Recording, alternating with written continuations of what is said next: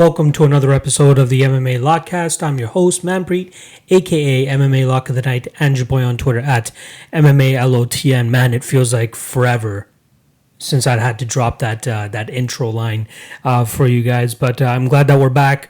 It was a little bit tough to get the studying in for this UFC 251, hence why I wasn't able to drop many pre-recorded ones for my Patreon members. You guys already got a couple of them, but we'll be back to normal in terms of getting early cards and early breakdowns for you guys.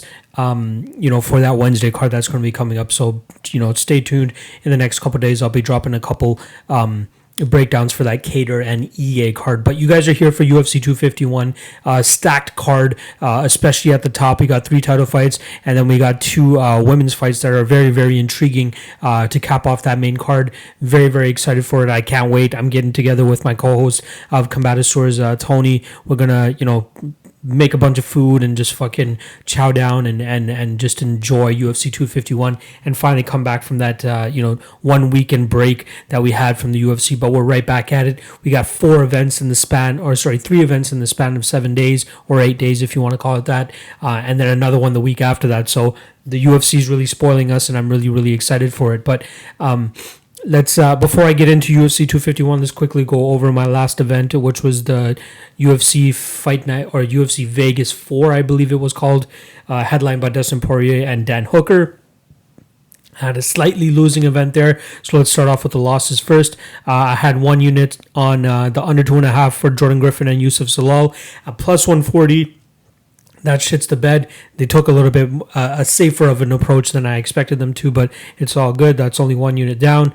Then I had 0.5 units on Mickey Gall at plus 269. I had to take the shot there, and he looked really good in that first round, and it wasn't really what I expected in terms of him, grappling him and trying to outwork him in that aspect, but his striking looked a lot better. It was just his gas tank that failed him this time around, just as it has in the past before, so it's unfortunate that's something that continuously comes up for him, and something that he's going to have to address if he wants to stay at the high level of the UFC. So minus 0.5 units there. And then my first lock of the night play shits the bed. Luis Pena still showing that he's a bit of a green fighter, and I thought he was past that. Minus 4 units there at minus 247. Yeah, he looked decent. He lost that first round, obviously, won the second round, and then third round, he just wasn't able to get the takedowns, and Kamalworthy was able to get this weird modified guillotine. And I'm still a Kamalworthy non-believer.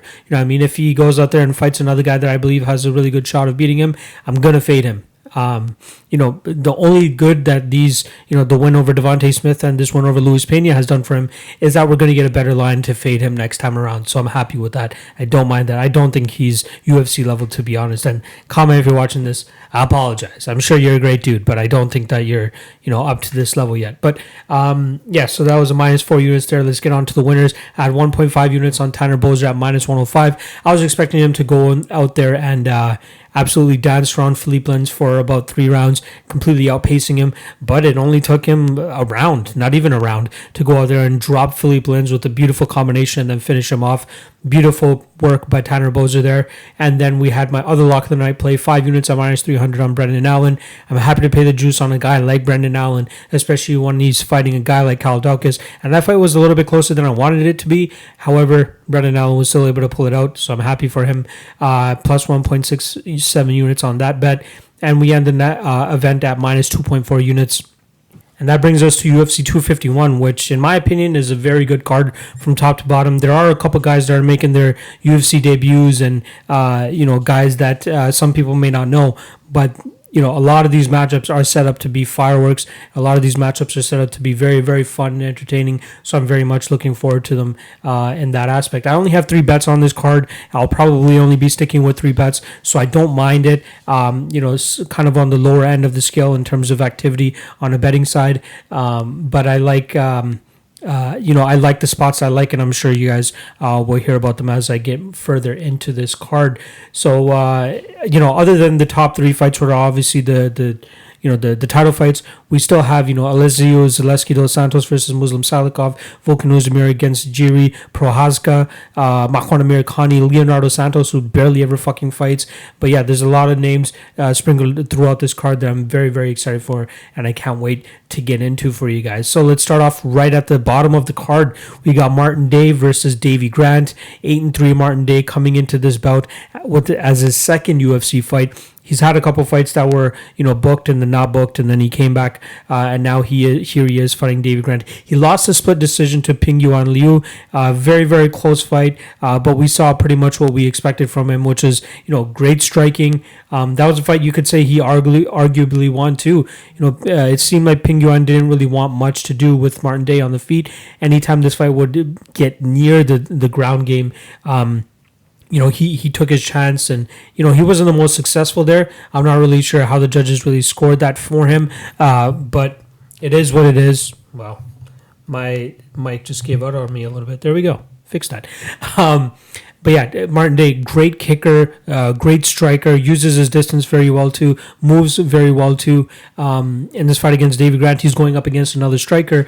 But with Davey Grant, you get a guy that's not scared to take the grappling route if he needs to, especially if he's outgunned on the feet. Just as we saw in his fight against Gregory Popov last time around, he had to resort to the ground game to secure the victory there. And even though it was a split decision victory, I still believe he deserved that. But it wasn't his most shining performance, if you want to call it that. I'm not a big Davey Grant believer. He hasn't had much activity in the UFC. His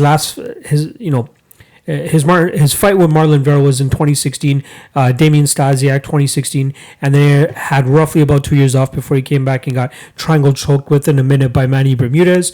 And then after that, he took another year and a bit off and fought with Gregory Popov, and now here he is, close to a year after he had fought last time. And, I'm not sure if these layoffs are that good for him. Luckily for him, Martin Day isn't the most active fighter either, so both of these guys are really going to be brushing off a little bit of ring rust here, but I think that Martin Day is going to be the better fighter. I like him in this fight. I think he is a smoother striker. He uses his kicks very well. I think that he's going to have a good chance of keeping Davey Grant off of him in terms of the grappling aspect, but it does give me a little bit of pause in case Davey Grant is successful with, really laying it on him with the grappling. I don't think he will be successful, but at minus 165, I'm not really willing to want to find out if Martin Day is able to keep this fight on the feet or not.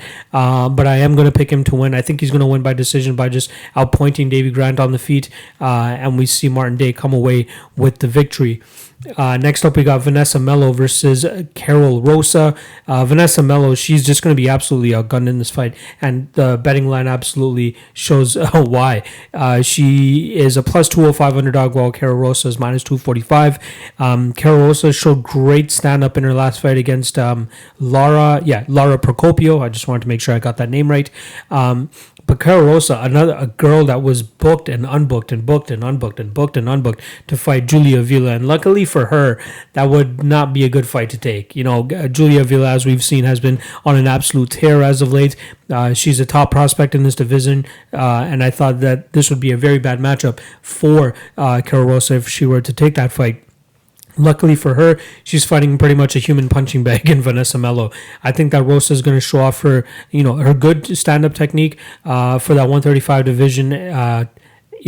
She shows decent technique. I think she's roughly around just above the average line in terms of striking abilities in the bantamweight division, and that's more than enough to beat Vanessa Melo here. Melo's only real chance to get this fight or get the victory in this fight is to get this fight to the ground. And I don't believe that she will be able to.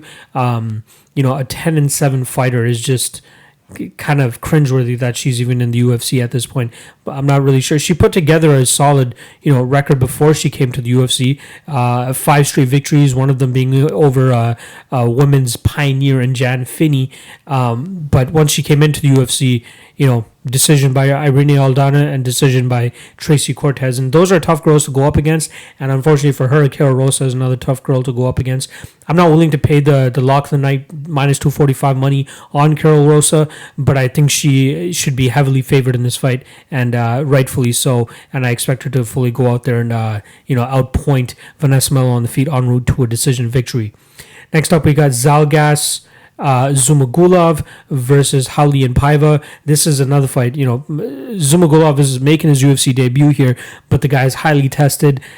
He is fighting. He has fought his last 3 fights: Tyson Nam, Tagir Ulanbekov, who was, I believe, the Fight Night's global champion, or even the M1 champion. I gotta confirm that. But he was supposed to make his UFC debut very shortly too. However, I believe he pulled out due to what was it? The death of Khabib Nurmagomedov's father. So obviously, due to just to pay respects, he pulled out of that fight.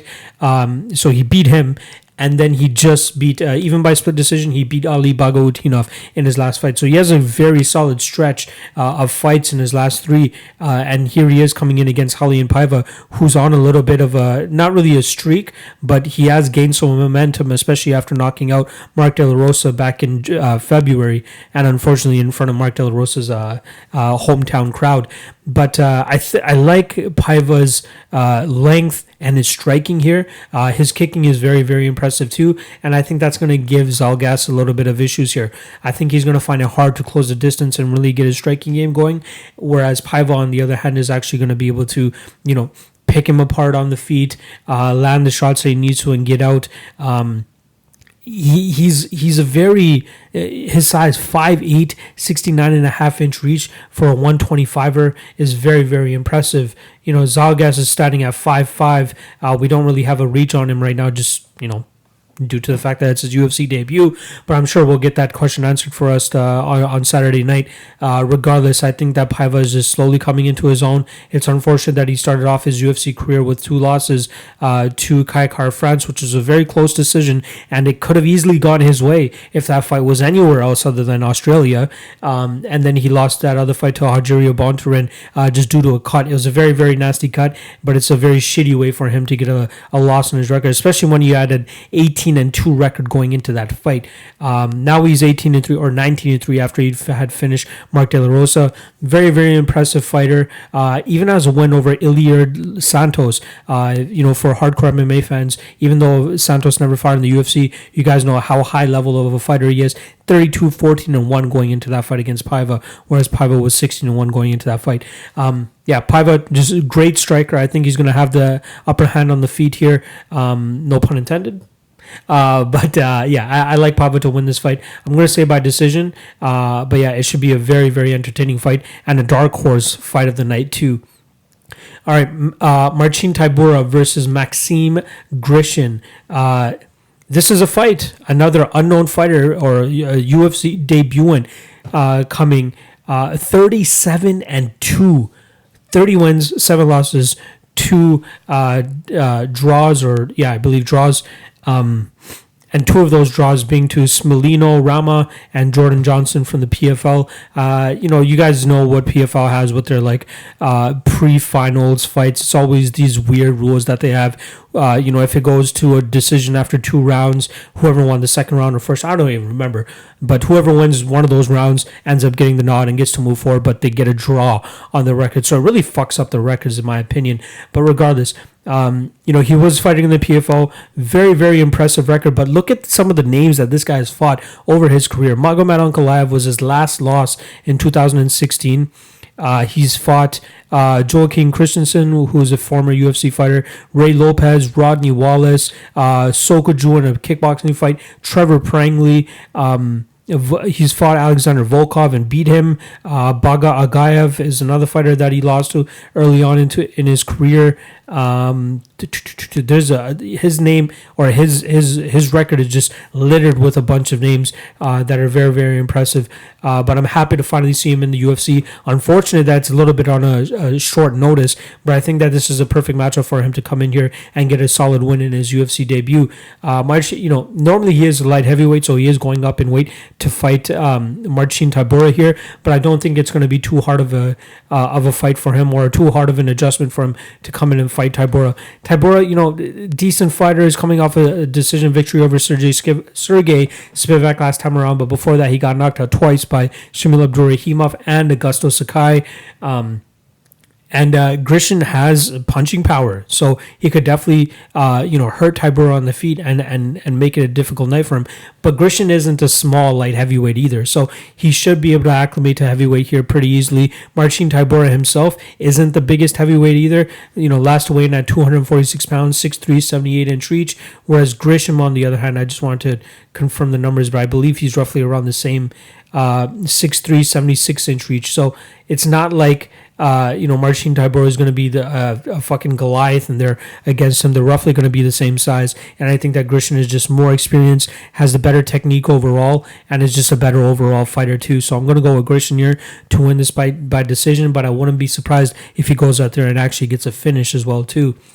All right, we got Leonardo Santos versus another UFC debuter, Roman Bogatov, who's 10-0. Let's start off with Leonardo Santos, though. This guy is mainly known as a Brazilian Jiu-Jitsu fighter, and everybody's just not wanting to go to the ground with him.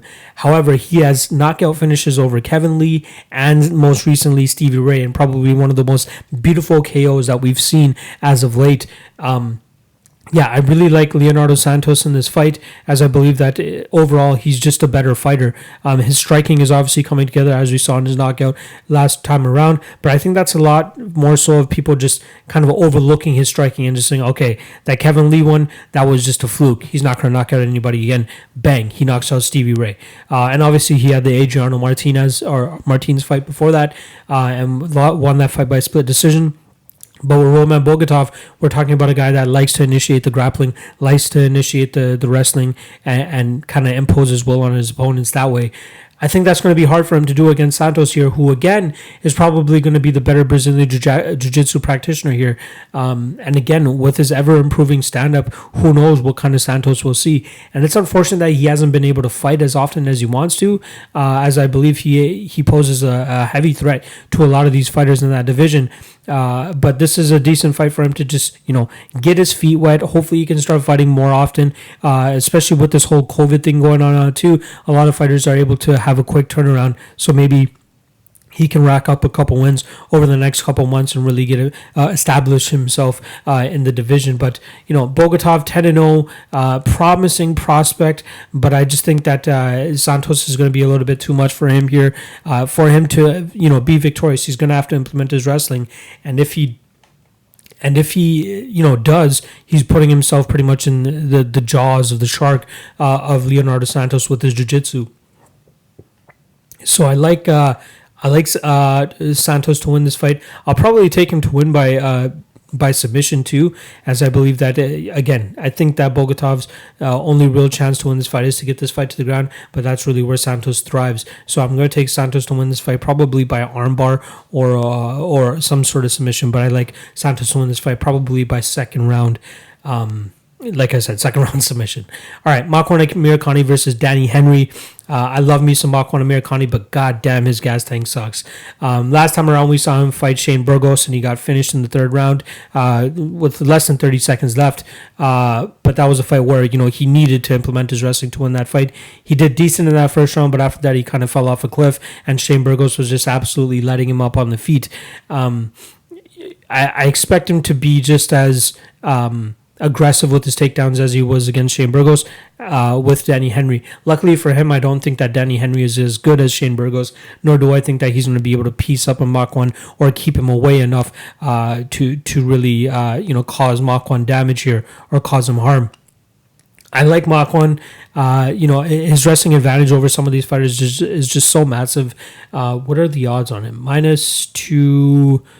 -210 for Makwan, +175 for Danny Henry. it's obvious why the odds are that way because Makwan's grappling advantage is just so much heavier here. Danny Henry, we haven't seen much of him since his loss to Dan Ige. Actually, it was his Daniel Tamor fight. After that, he took about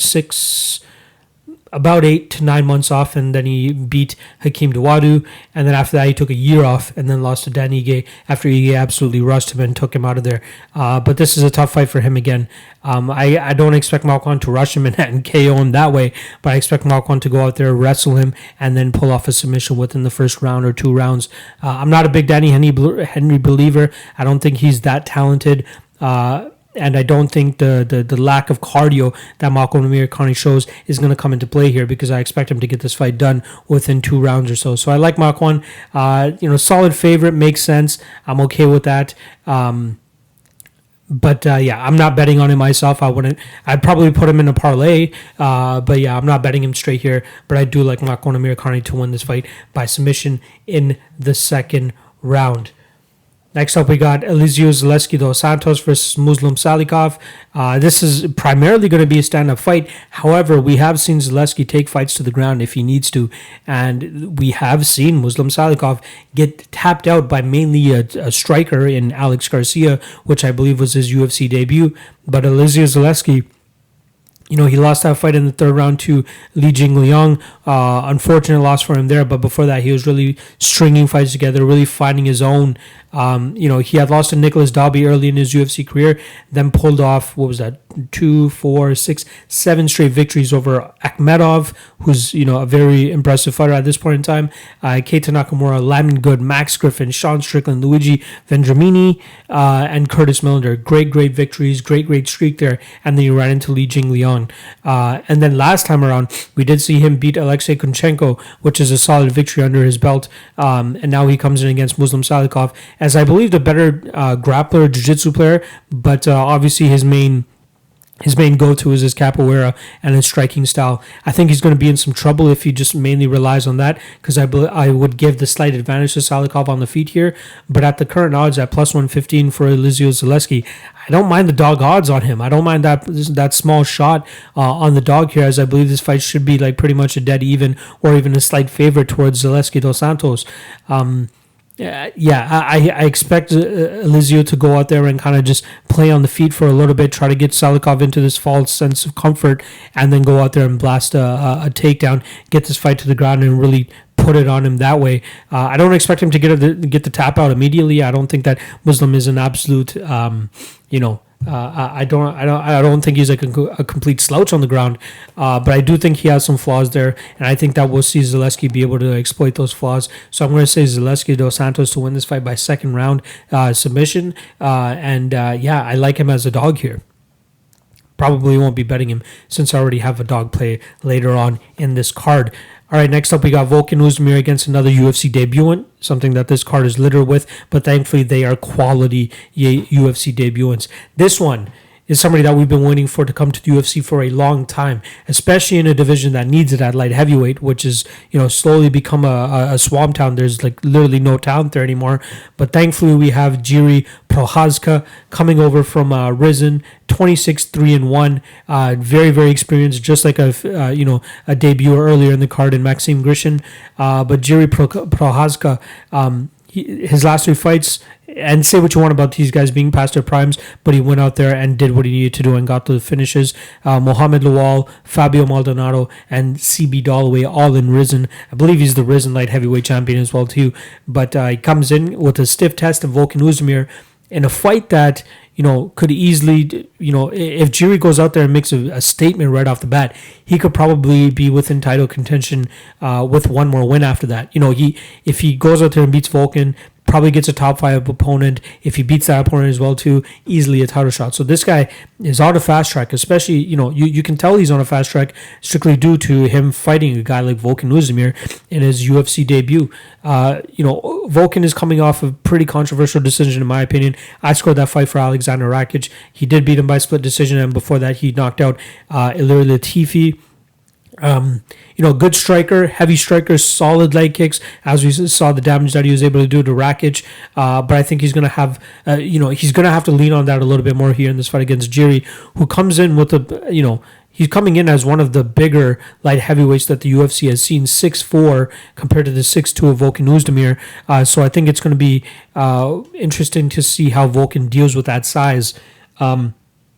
We've seen, Volkan use the leg kicks to his advantage like he did in that Rakic fight, and that's something he's going to have to lean on huge here against Jiri, as I think that Jiri, heavy hands, and if he's able to counter those leg kicks properly, he should be able to land on Volkan Oezdemir. I just think that Jiri has a little bit more paths to victory here.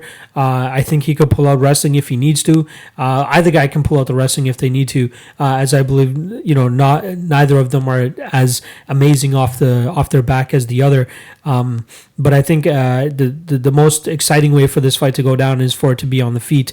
And I love Prochazka here. I'm very excited for his UFC debut. I think he has a lot to offer to the UFC light heavyweight division. He's only 27, so he has tons of time to still grow. Do I agree with him getting a fight like Volkan Oezdemir right off the bat? Probably not. I think they should have eased him into it a little bit more. Again, still kind of young. We need to get him a little bit of a name. But hey, he's on the fast track here against Volkan Oezdemir. So say what you want. I think he shows up. I think he goes out there and puts Volkan Oezdemir on his back and finishes him. I like Jiri here. I'll probably say first round KO. Just keeping with the trend of with his last couple fights. Volkan, strong puncher, strong kicker, but I think that Jiri is going to beat him to the punch here, and that should be enough for him to get the victory. So I'll go with Jiri to win this fight by first round KO. And you guys know me, though. I'm staying away from UFC debutants, but if I didn't already have money on a fight later on, Jiri would probably be a bet of mine at plus 140. I don't mind that line. All right, we got Paige VanZant going up against the heaviest favorite on the card, Amanda Ribas.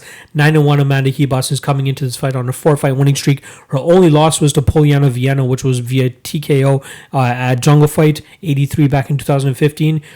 She fought in 2016 and then took roughly about 3 years off before finally coming back and fighting Emily Whitmire, beating her via rear naked choke, decisioning Mackenzie Dern, and decisioning Randa Marcos. And now here she is against Paige VanZant in a fight that she should absolutely blow Paige out of the water here.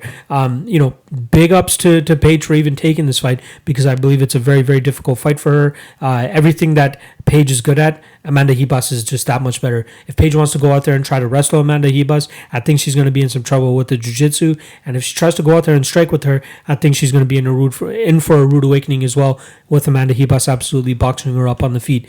Her performance against Mackenzie Dern was very, very impressive. She was able to keep the fight on the feet and absolutely, box Mackenzie Dern's face off. I think that Paige has slightly better striking than Mackenzie Dern, maybe a little bit flashier, but I do think that Amanda Ribas is just a more efficient fighter, the more efficient striker, grappler, a way better jiu-jitsu player as well too. It's really hard for me to justify a bet on Paige VanZant, even at plus 600.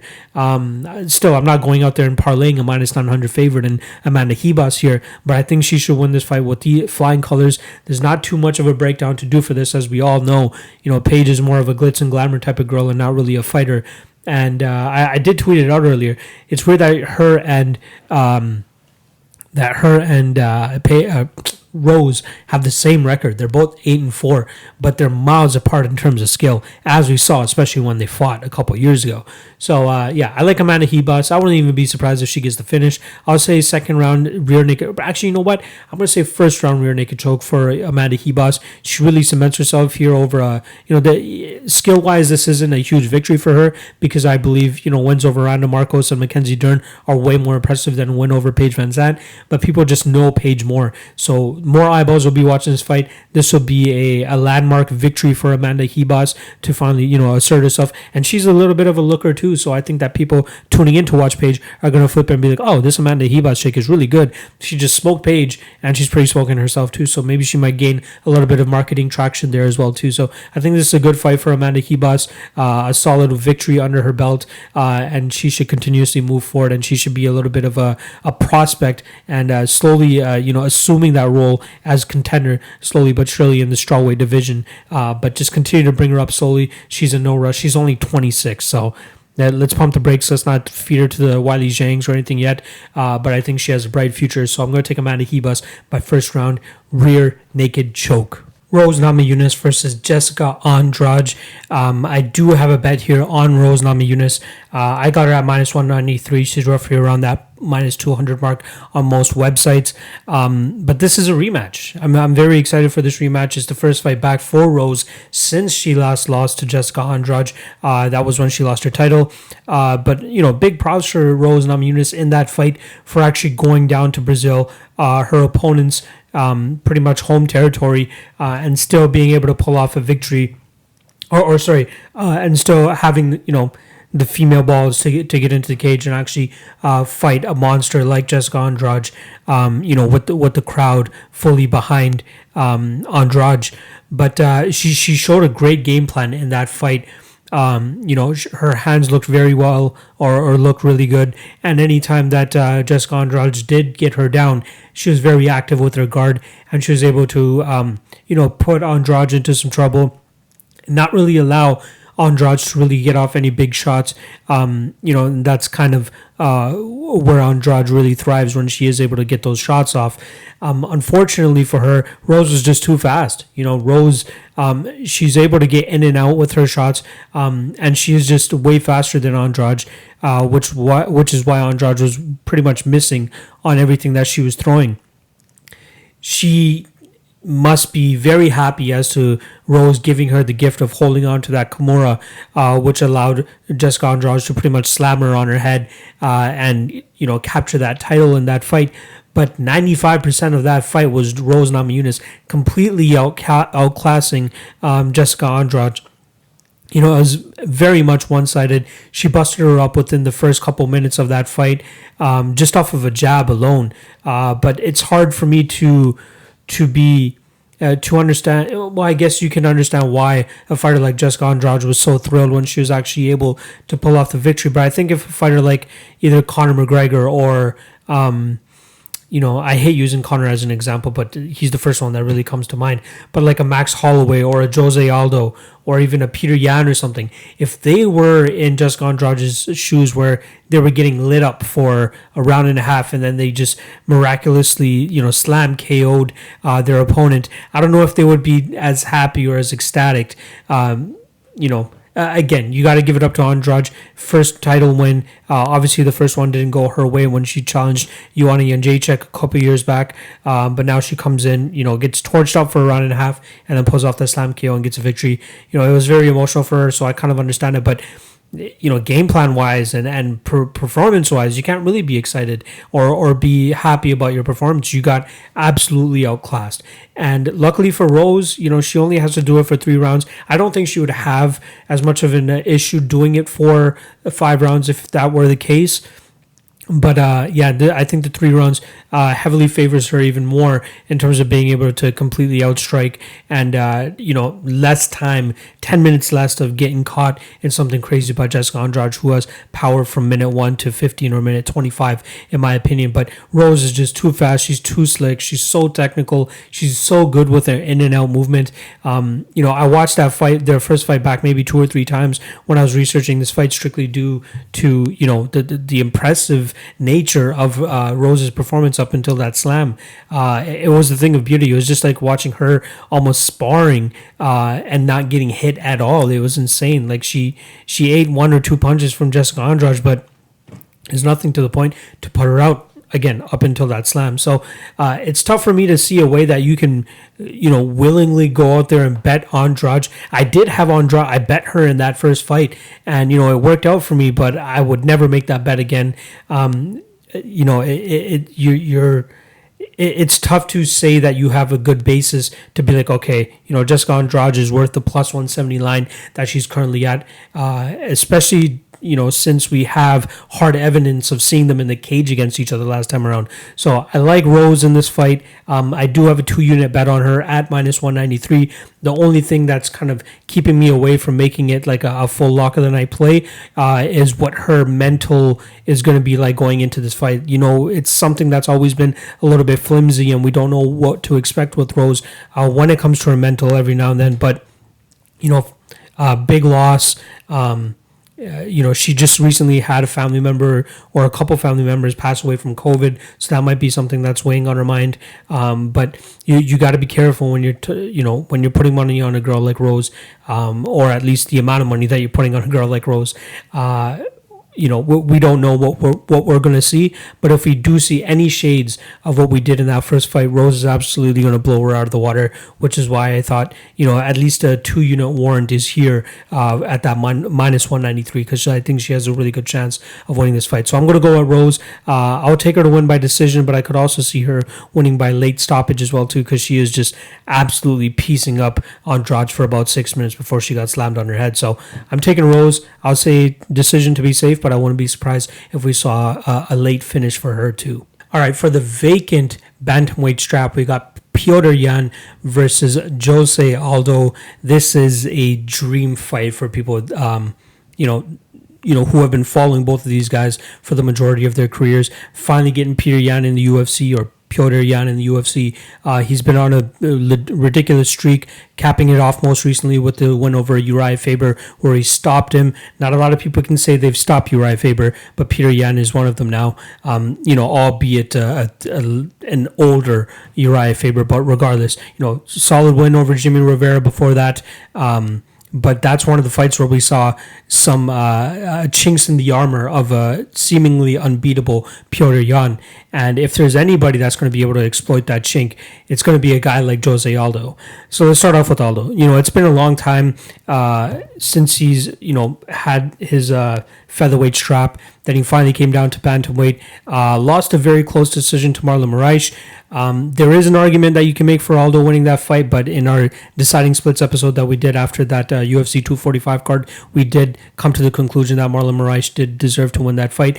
But what we did see from Jose Aldo in that fight was very, very impressive, especially considering that it was his first time down to 135, and he looked like absolute dog shit in terms of, fight week, on the scale, all that. We thought he was going to die.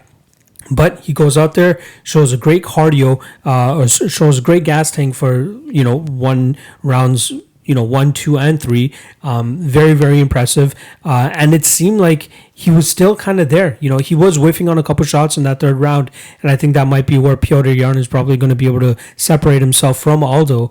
But man, that first 2 rounds, it looked like he was engaging of the firefights. He wasn't as playing as safe as he used to during his UFC title run. It was almost like his WEC days, where he was very aggressive, was willing to stay in the pocket and trade with Marlon Moraes, and I think that that's where he's going to need to break Petr Yan here. The thing with Yan is he doesn't ever seem scared of exchanging in the fire, and he has some very sneaky techniques that he's able to implement that really catches opponents off guard. The one thing that really stands out to me is, I believe it's his left jab or it's a left hook that he throws, but he hides a high kick right behind it, and it's very, very impressive. It caught Jimmy Rivera at the end of, I believe it was the first or second round, and it really rocked him, put him on his butt. So he has very tricky moves that he's able to lean on, but he's going up against a very crafty, a very experienced, and still, in my opinion, a very high-level Jose Aldo. How long that high-level Jose Aldo is going to stick around, I don't know. Like, whether it's going to be 1, 2, or 3 rounds, maybe even 4 or 5, depending on the pace of the fight. But I think he has a really good shot of upsetting Petr Yan here. Seeing Jose Aldo in the high 180s, 190s, roughly around the plus 200, I think I like his chances there, and that's why I took a shot on him. I took a shot on him at 1 unit at plus 181.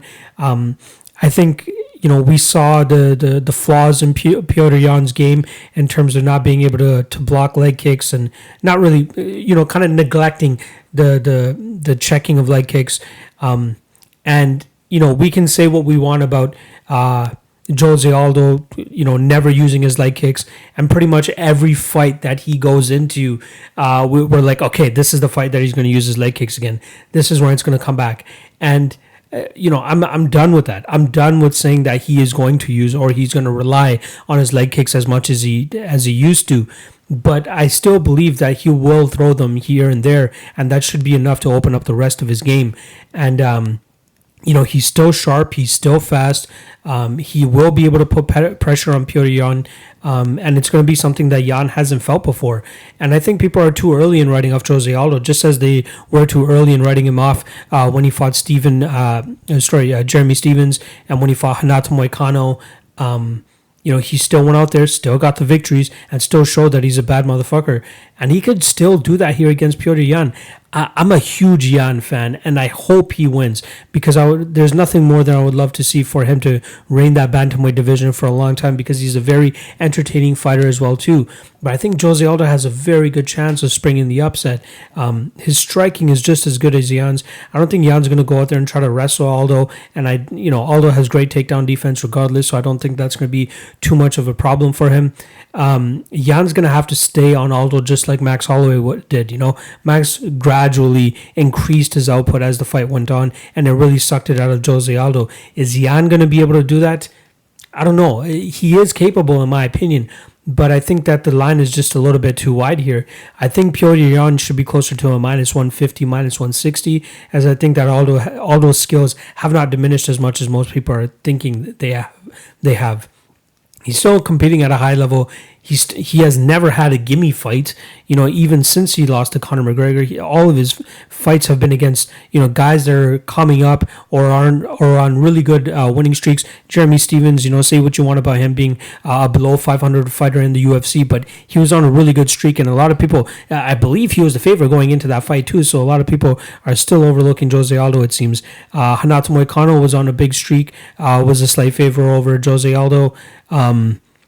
Marlon Moraes, even though he didn't get his hand raised in that fight, he made it very competitive, and his stock rose, in my opinion, even in a loss, especially going down a weight class as well, too. So, again, a little bit sketchy in terms of him getting a title shot off of a loss, but still, everybody who's saying that would be lying in terms of whether they'd be excited for this fight or not, and I am more than excited. So I am going to give Jose Aldo a little bit of a shot here, which is why I'm taking the shot at +181. I think he's worth it. I think he has the tools to beat Petr Yan, and I think people are drinking the Kool-Aid on Yan a little bit too much, and I am too. I'm very guilty of it. When this matchup was first made, I'm like, all right, Yan's going to go out there and dust Jose Aldo. No ifs, ands, or buts. I'm probably going to even make it my lock of the night play. But once you actually look at the tape, you're like, all right, Aldo's still there. He's not completely shot.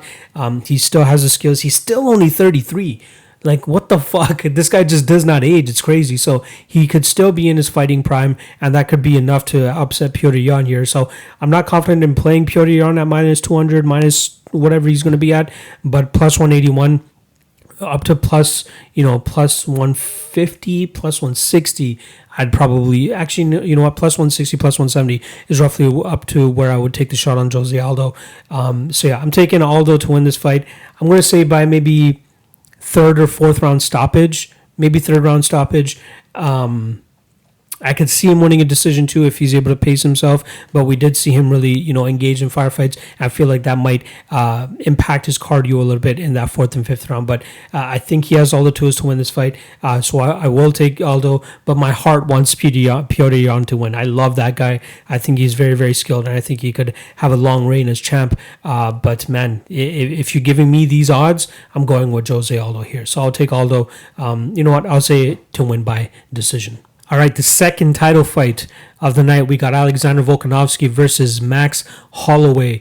This is the rematch, immediate rematch for Max Holloway. Not really in agreement with that, as I believe that Max Holloway needed a little bit longer of a reign as the featherweight champion. But it is what it is, just as he says.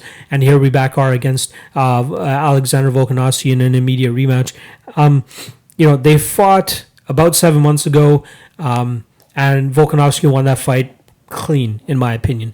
If anything, you give Max Holloway one round in that fight.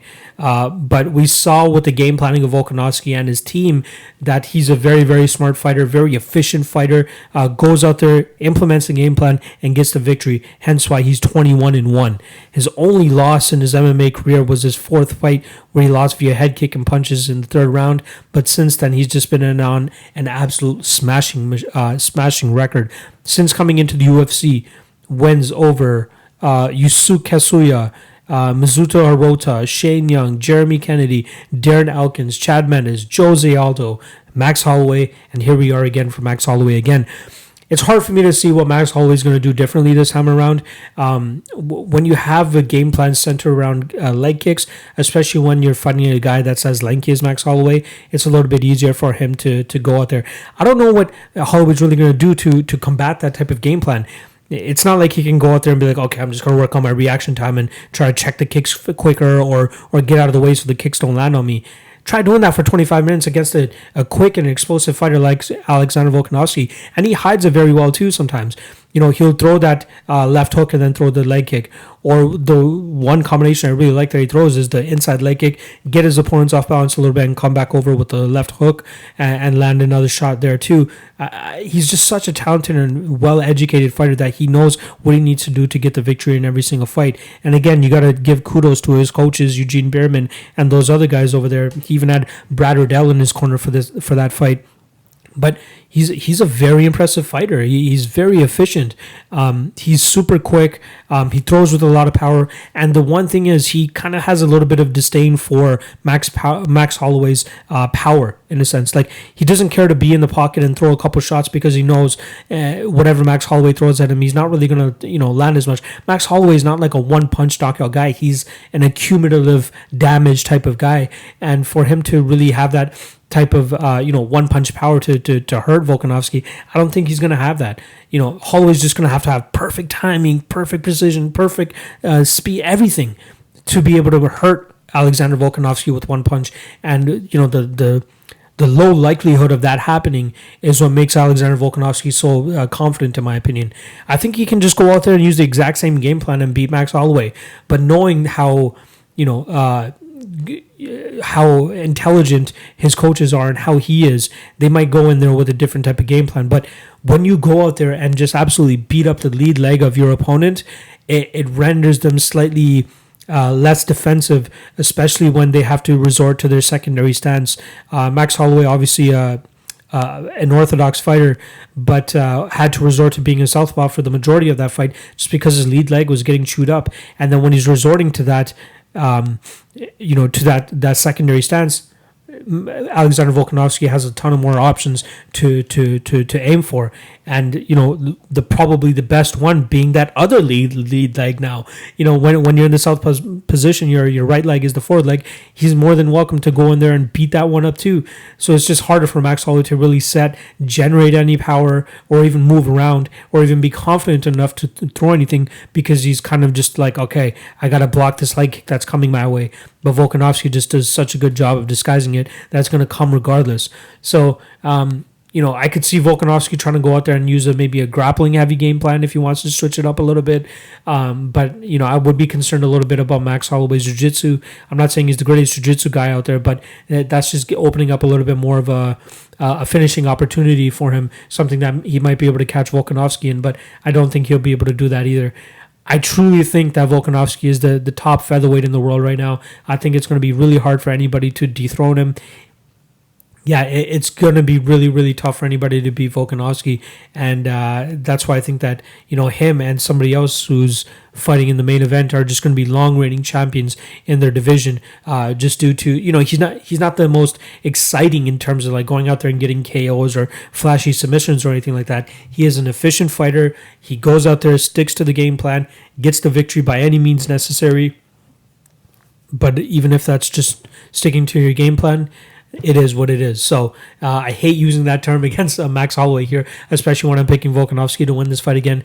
So one thing I will give to Max Holloway is he is very durable. I'm a huge Max Holloway fan. I've pretty much been following him since the beginning of his UFC career when he was like 3-1 or 4-1 coming into the UFC. And we've seen him grow. We've seen him mature. We've seen him go from prospect to falling a couple times, back to getting back on the horse, becoming a champion, and now losing it to Alexander Volkanovski. But unfortunately for him, I think Volkanovski is just stylistically a very bad matchup for him. The best thing Max Holloway can hope for is, Volkanovski going out there, losing his title to a different fighter, and then eventually getting a title shot that way to reclaim his belt.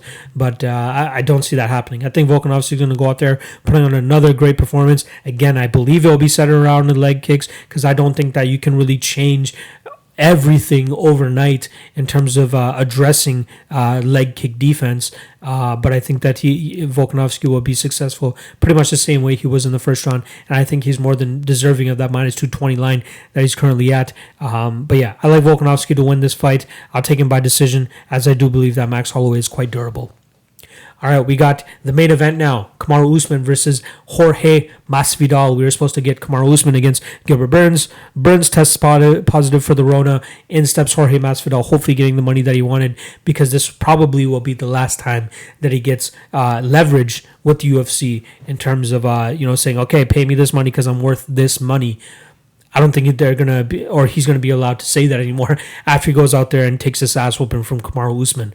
It is stupid to me, absolutely stupid to me, that Kamaru Usman is now minus 225. I miss the best line that I could possibly get, because it looks like it's even getting better. So I pulled the trigger at minus 267 on Kamaru Usman, because I would bet him all the way up to minus 400. I think this is a tailor-made fight for him. The only thing that he needs to worry about is obviously Jorge Masvidal's striking, and Masvidal has looked good as of late, but I don't think that's anything that Kamaru Usman needs to worry too much about. His striking is good enough to stay decent on the feet, long enough to close the distance and implement his grappling game, which is his most effective style of fighting. Like, minus 225 for Kamaru Usman is just bananas. It is so mystifying that it even got to that line. I tweeted this out earlier in the week, but like, this is Kamaru Usman being this closer of a favorite than he is like the latest example, or the greatest example, of marketing skewing on skewing odds since the Mayweather-McGregor fight. We had Floyd Mayweather reaching minus 300 to beat Conor McGregor, who never had a professional MMA belt or professional boxing belt in his life, going up against a 49-0 or was he 50-0? 49-0 boxer at the time, greatest boxer of our generation. Same thing's happening here with Jorge Masvidal. He goes out there, okay, the Darren Till win, I'll give him that. He looked decent and then finally got the finish there. Good win for him.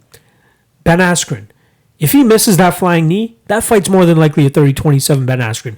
Let's be real. But then again, Ben Askren didn't look the greatest in his UFC run, and the best days for him probably were behind him at that point. But, perfectly timed knee, perfectly executed. All right, Jorge, great 5-second knockout. Great. Goes out there and beats Nate Diaz in a striking fight that, if you even have above average striking and you're able to deal with the pace and pressure of Nate Diaz, you're going to go out and do that to him regardless. So I think that, Jorge Masvidal, that last fight was a gimme. There was just so many eyeballs on it. The BMF title, Madison Square Garden, there was just so much on it at that time that, he just got that marketing rub. And now here, unfortunately, that bubble is about to deflate, because I think that Kamaru Usman is just a nightmare for him. The Nigerian nightmare. He is the worst case scenario for Jorge Masvidal in terms of matchup and how they match up. It's hard for me to see how Masvidal is able to fight the grappling. He might be able to keep the fight on the feet for the first round, but the pace, cardio, and pressure that Usman is able to put on his opponents is just mystifying to me. Like, the only person I believe that's going to be close to him in terms of taking that title away from him is Colby Covington, because the last time they fought, he did have roughly 2 rounds on Usman before he got finished. But he has kind of the same style as Usman, ever moving forward, ever pressure, endless, just wrestling and pace and just always putting things on you. Doesn't let you set for a minute to even get, saying, okay, I'm going to set now and I'm going to throw this combination. Nope. Before you can even finish that thought, Usman's in your face with the punch, with the strike, or initiating the grappling. That's the type of fighter. That is the pinnacle of a fighter, in my opinion, is to have pace, pressure, cardio, and wrestling. If you have all 4 of those things, you're going to win more often than not. And I expect the same thing here from Kamaru Usman. Outside of a Hail Mary shot from Jorge Masvidal, I don't see how Masvidal wins this fight. Let's not get caught up in the glitz and glamour and the Versace robes and the Moscato or whatever the fuck he's putting out nowadays. Kamaru Usman is the better fighter. He is going to win this fight. And I've never been so convicted about something before. And again, Hail Mary shots happen in MMA. And Jorge Masvidal could absolutely land that Hail Mary shot, but he's not going to go out there and put on a clinic on Kamaru Usman. It's going to be the absolute opposite. I believe Usman's going to be the one putting on the clinic, and it's going to look very bad for Masvidal. Masvidal is going to lose all of his leverage with the UFC, and I wouldn't be surprised to see him, pack up and want to leave the UFC for not getting paid what he's worth. But perfect timing, perfect scenarios working out for Masvidal, I believe. And I love Jorge. The guy's put in his due. He's been around the game for so long, but stylistically, this is a very bad matchup for him. So I'm going to take Kamaru Usman to win this fight by decision. He's going to be a long reigning welterweight champion. I think he's the greatest welterweight of our generation now. Outside of GSP, of this era, he's going to be the longest reigning welterweight champ. There isn't going to be anybody that beats him. He is just too good, has all the aspects of a winning fighter, has a winning mentality. Yeah, get used to Kamaru because he's going to be at the top for a while, just as Volkanovski will be at the top for a while in the featherweight division. So I'll take Usman to win this fight by decision. He is my lock of the night play at. I took him at minus 267. I wish I fucking waited because I truly didn't believe that we would see Kamaru even get better than minus 250. But here we are, minus 225. Goddamn. Might even have to place another bet on him at minus 225 here. All right, I'm taking, once again, Kamaru Usman to win this fight by decision and retain his welterweight championship. All right, that was a great card to break down. I'm super excited to finally sit down and watch watch the event. But we're right back at it. We got a Wednesday event headlined by Calvin Kattar and Dan Ige. Decent card there. I think they just recently announced Cody Stamann versus Jimmy Rivera as well, which is a very fun fight. But yeah, I love this 251 card. I can't wait to get into it, watch it, and then break it down for you guys on Sunday on Combatisaurs once it's completed and we finally come down from this high that we have for UFC Fight Week finally coming up. All right. I'll see you guys probably midweek as I drop the Lock-Cast for the Wednesday show soon. I'll probably drop it on Sunday, so make sure you guys look out for that. Sunday or Monday, no promises, but Sunday or Monday, I'll drop it. Good luck with your bets, and I'll see you guys for the next episode.